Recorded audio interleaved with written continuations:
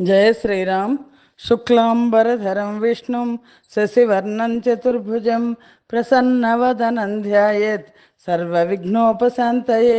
रामाय रामभद्राय रामचन्द्राय वेधसे रघुनाथाय नाथाय सीताय पतये नमः। వాల్మీకి రామాయణం శ్రీ పుల్లల శ్రీరామచంద్రుడు గారు తెనుగు చేసింది ఉత్తరకాండం 23వ సర్గలో ఉన్నాం. 22వ సర్గలో రావణాసురుడు యమధర్మరాజుతో యుద్ధం చేసి యమధర్మరాజు రావణాసురుడిని వధిద్దాము అనుకునేటప్పటికీ బ్రహ్మదేవుడు వచ్చి వారిస్తాడు. రావణుడు బ్రహ్మ వరాలు పొందినవాడు, నువ్వు వధించడం కూడదు అని. దాంతో యమధర్మరాజు మాయమైపోతే యమధర్మరాజుని నేను గెలిచాను అనుకుంటాడు రావణాసురుడు. అనుకుని రావణాసురుడు సర్వోత్కర్ష అయ్యాడు అని తనకి తను ప్రకటించేసుకుని వెళ్ళిపోతాడు. 23వ సర్గ. జయ శ్రీరామ్. రావణుడు రసాతలానికి వెళ్ళడం. రావణుడు దేవతాశ్రేష్ఠుడైన యముణ్ణి జయించాను అని అనుకుని తర్వాత తన సహాయులైన మారీచుడు, మిగిలిన శకుడు, ఆ మంత్రుల దగ్గరికి వెళ్ళాడు. మంత్రులందరూ కూడా యమధర్మరాజు చేత దెబ్బలు తినున్నారు. దెబ్బల చేత శిథిలం చేయబడిన వాడే రక్తంతో, రావణాసురుడు కూడా రక్తంతో తడిసిపోయి ఉన్నాడు. అలాంటి శరీరం గల రావణుని చూసి మొత్తం రావణాసురుడి మంత్రులందరూ కూడా చాలా ఆశ్చర్యపడ్డారు. అప్పుడు మారీచుడు మొదలైన రాక్షసులందరూ కూడా జయ జయధ్వానాలతో యమధర్మరాజును కూడా ఓడించాడు అని రావణుణ్ణి అభినందించారు. అంటే దుష్టులందరూ ఒకచోట చేరారు అన్నట్టు. రావణుడు వాళ్ళకి ధైర్యం చెప్పాడు. అందరూ కలిసి పుష్పక విమానం ఎక్కారు.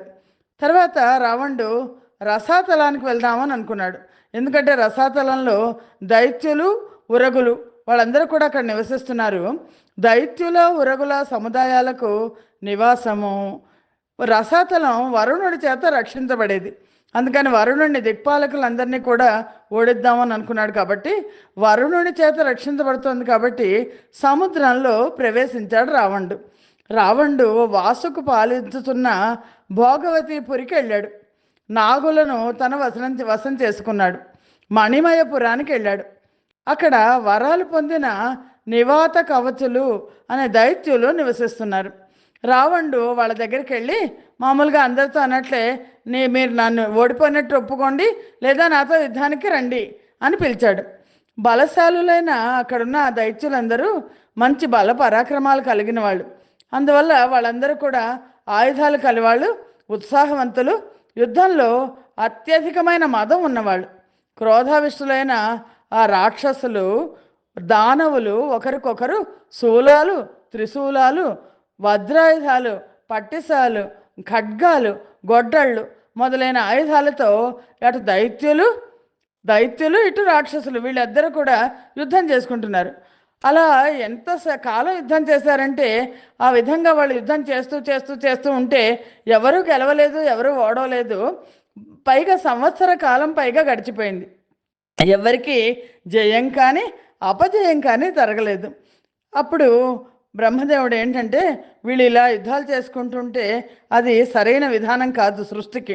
అందుకని 3 లోకాలకు గతైన నాశరహితుడైన బ్రహ్మదేవుడు ఒక శ్రేష్టమైన విమానం ఎక్కి అక్కడికి వచ్చాడు. వచ్చి వృద్ధుడైన బ్రహ్మదేవుడు ఆ నివాత కవచులు చేస్తున్న ఆ యుద్ధాన్ని ఆపు చేశాడు. ఆపు చేసి ఇలా ఇటు రైతుల్ని అటు రాక్షసుల్ని పిలిచి ఇలా మాట్లాడాడు. సురులు అసురులు కూడా ఈ రావణుణ్ణి యుద్ధంలో జయింపజాలరు. దానవులు దేవతలు కలిసి వచ్చినా కూడా మిమ్మల్ని ఓడింపజాలరు. అందువల్ల మీరు ఈ రావణుడితో మైత్రి చేసుకోండి.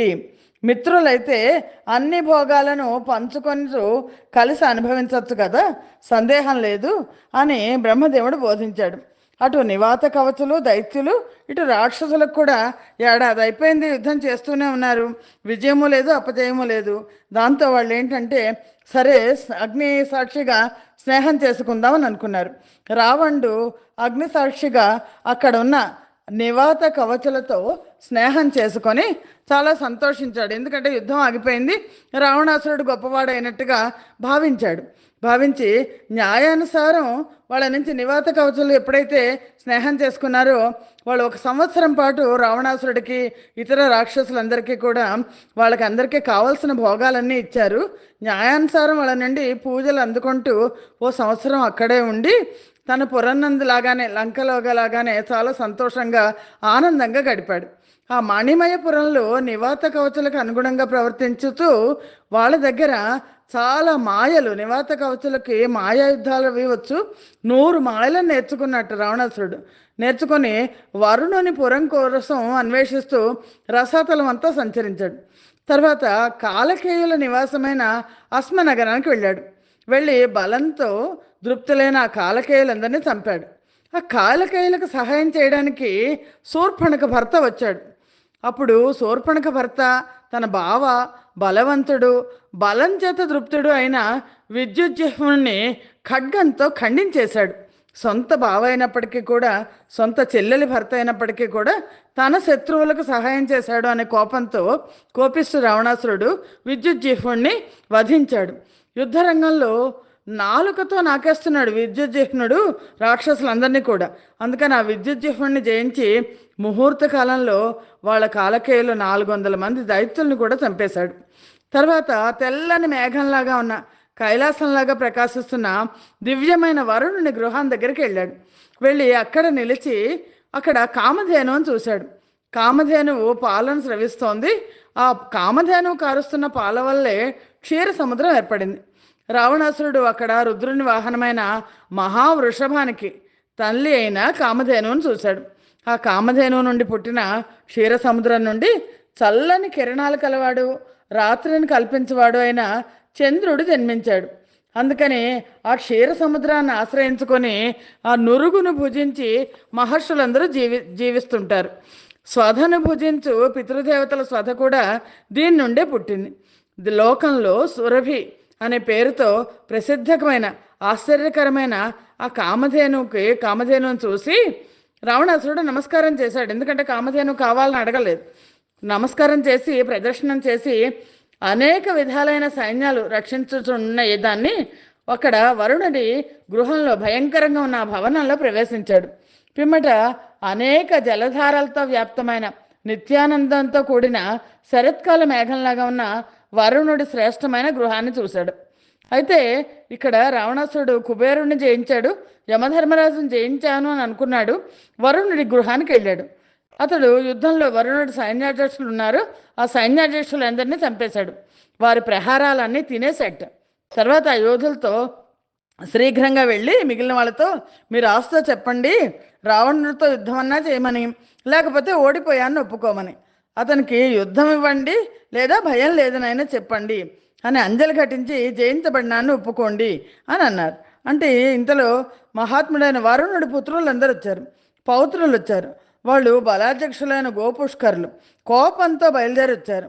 మంచి పరాక్రమము సద్గుణములు కల ఆ వరుణ పుత్ర పౌత్రులు తమ సైన్యాలను వెంటబెట్టుకొచ్చి స్వేచ్ఛానుసారం సంచరిస్తూ సూర్యకాంతి వంటి కాంతి గల రథాలని కూర్చుకొని బయలుదేరారు.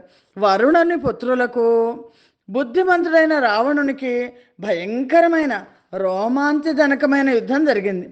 మహాపరాక్రమవంతుడైన రావణుని అమాత్యులందరూ కూడా ఆ వరుణ సైన్యాన్ని అంతా క్షణకాలంలో పడగొట్టారు. అప్పుడు వరుణుని కుమారులు యుద్ధంలో తమ సైన్యాలు పడిపోవడం చూసి బాణాల చేత అప్పటికే వాళ్ళు పీడించబడ్డారు, యుద్ధం నుంచి విరమించారు. నేల మీద ఉన్న వరుణపుత్రులు పుష్పకంలో ఉన్న రావణుని చూసి ఏమన్నారంటే శీఘ్రంగా నడుచుకుంటూ రథాలతో ఆకాశంలోకి వెళ్ళిపోయారు. వెళ్ళి సమాన స్థావనాల్లో ఉన్న ఆ రావణ వరుణ కుమారులకు దేవదానవులకు లాగా వ్యాకులమైన గొప్ప యుద్ధం జరిగింది. వరుణ కుమారులు అగ్ని వంటి బాణాలతో రావణుణ్ణి యుద్ధంలో విముఖుడు అయ్యేట్టు చేసి సంతోషిస్తూ అనేక విధమైన శబ్దాలు చేస్తూ అరిచారు. అప్పుడు వీరుడైన మహోదరుడు రావణాసుడు ఓడిపోతున్నాడు అని అనుకుని రాజు పరాభవం చెందుతుండటం చూసి కోపించి మృత్యుభయాన్ని వదిలిపెట్టేశాడు. మహోదరుడు యుద్ధం చేస్తూ వరుణపుత్రుడి మీదకి వచ్చాడు. యుద్ధంలో వాయువులాగా స్వేచ్ఛగా సంచరించగలిగిన వరుణపుత్రులను మహోదరుడు గదతో కొట్టాడు. కొట్టేసరికి వాళ్ళు నేల మీద పడ్డారు. మహోదరుడు వరుణపుత్రుల యోధులను గుర్రాలను చంపి రథాలన్నీ విరగ్గొట్టేశాడు. నేల మీద నిలబడ్డ వాళ్ళని చూసి గొప్ప ధ్వని చేశాడు.